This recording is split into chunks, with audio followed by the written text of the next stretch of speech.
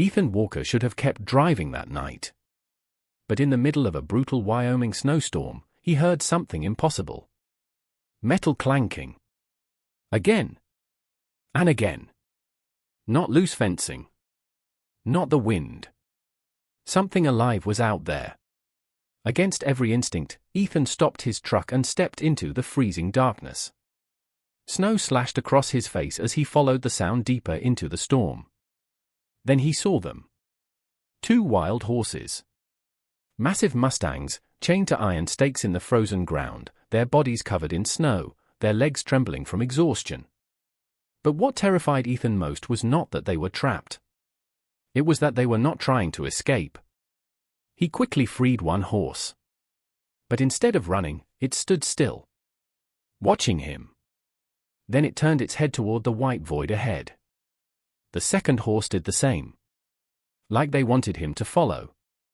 Ethan had spent years drowning in grief and silence, with little left to believe in. But something about those animals felt different. So he followed them. Through brutal winds. Through rising snow. Farther from safety. Until they stopped. Buried beneath the storm was an old wooden cellar door, nearly invisible under layers of ice. That was when Ethan realized the horrifying truth. The horses had never been abandoned. They had chosen to stay. With shaking hands, Ethan forced the frozen door open and climbed inside.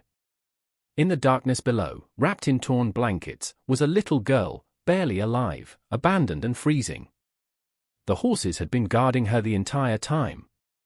Chained in deadly weather, they had refused to leave her behind. Ethan carried the girl back through the storm, while the 2 mustangs guided them safely home. But when he finally reached his truck and turned around, the horses were gone. Vanished into the snow. Some call it instinct. Others call it a miracle. But Ethan knew one truth forever. Sometimes, the wildest hearts protect life better than humans ever could.